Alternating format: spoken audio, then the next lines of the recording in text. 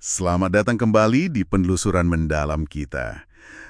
Kali ini kita lanjut lagi nih, bahas sumber Anda, The Success PDF. Kita masuk ke bagian 2, transformasi diri untuk sukses. Nah, fokus kita hari ini tuh soal kerja batin. Sesuatu yang sering kelewat, tapi penting banget buat buka potensi diri. Betul sekali. Sumber ini menekankan satu hal penting ya. Tahu apa yang mesti dilakukan itu baru separuh jalan lah. Hambatan sebenarnya itu seringkali ada di dalam diri kita sendiri. Ya, keyakinan yang membatasi, rasa takut, kebiasaan lama gitu. Oh, oke. Kayak nyetir mobil tapi rem tangannya masih nyantol gitu loh. Yang nggak bakal bisa ngebut kan? Nah, kita mau bahas nih gimana cara efektif ngelepas rem tangan psikologis ini. Konsep rem tangan ini menarik. Dan sumber Anda langsung bahas soal zona nyaman ya, sebagai rem pertama. Digambarin kayak, penjara yang kita bikin sendiri. Penuh pikiran, nggak bisa, aduh jangan gini. Terus ada analogi gajah sirkus itu, wah menurut saya kena banget sih. Iya, iya. Gajah bayi diikat tali kecil, nyoba lepas, nggak bisa. Pas udah gede, udah kuat, dia malah nggak nyoba lagi, padahal talinya udah lemah banget. Anda pernah nggak sih merasa keikat sama pengalaman masa lalu gitu? Analogi itu kuat banget ya, nunjukin gimana tali keyakinan masa lalu itu bisa terus nahan kita sekarang. Dan sumber ini nyaranin, daripada maksa diri lebih keras, kayak gajah tadi narik tali mati-matian, lebih efektif itu menalin dan ngelepasin talinya. Ngelepasin talinya ya. Gimana caranya? Salah satunya lewat afirmasi, jadi kita nyatain tujuan seolah-olah udah tercapai. Contohnya Jim Carrey itu kan, dia gigih banget afirmasi pas belum terkenal. Ini bukan sulap ya, tapi cara buat ngelatih ulang pikiran bawah sadar kita. Pelan-pelan, zona nyaman jadi luas, remnya lepas dikit-dikit. Oke. Melepas rem dari luar itu satu hal ya. Tapi gimana sama suara di kepala kita sendiri? Yang kadang malah jadi remnya itu sendiri. Nah, ini nyambung ke gagasan soal kritikus batin. Sumbernya nyebut riset menarik nih. Oh ya? Apa tuh?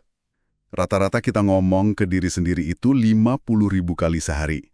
Dan, waduh parahnya, 80% itu negatif katanya.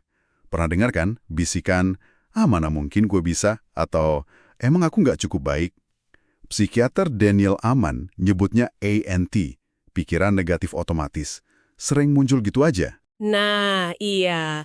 Dan kuncinya menurut sumber ini adalah kesadaran bahwa Anda bukan pikiran Anda itu pengamatnya.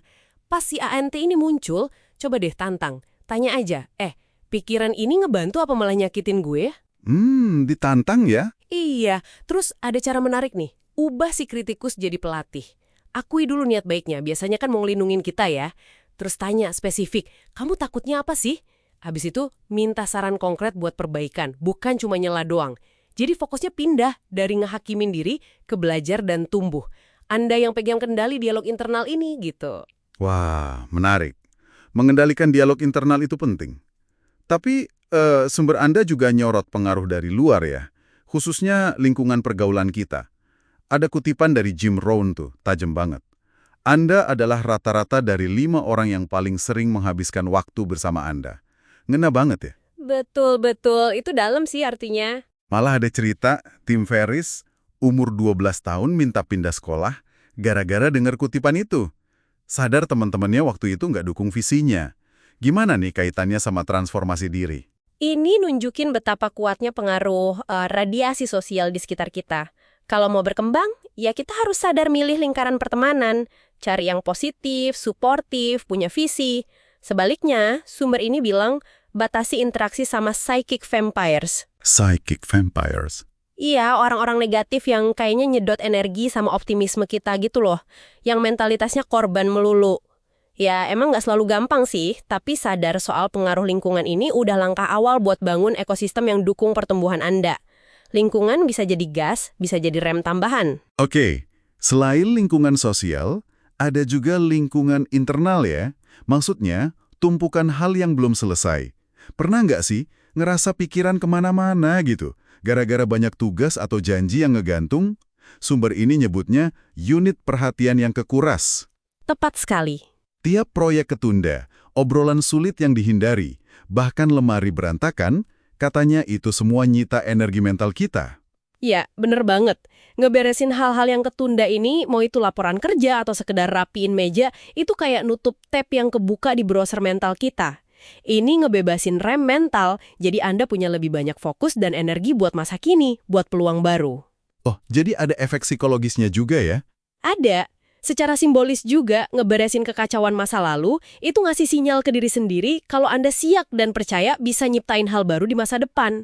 Ini bukan cuma beres-beres fisik aja, tapi juga mental. Jadi, kalau kita rangkum nih dari penelusuran bagian 2 ini, transformasi diri buat sukses itu ternyata banyak soal bersih-bersih internal ya. Ngelepasin rem keyakinan lama, zona nyaman, terus ngelola si kritikus batin biar lebih ngebangun, milih lingkungan yang dukung, plus ngeberesin urusan gantung biar energi kita lega. Persis. Intinya itu bangun fondasi internal yang kokoh, biar langkah-langkah di luar nanti benar-benar efektif. Nah, sebagai bahan renungan penutup nih buat Anda, gimana kalau cuma dengan ngelepas satu aja, rem keyakinan yang selama ini nahan Anda? Itu udah cukup buat buka pintu potensi yang jauh lebih gede. Coba deh luangin waktu bentar, identifikasi satu keyakinan yang paling kerasa ngehambat Anda sekarang. Terus mulai pertanyakan itu. Kira-kira apa ya yang bakal terjadi? Pertanyaan yang bagus banget buat direnungkan.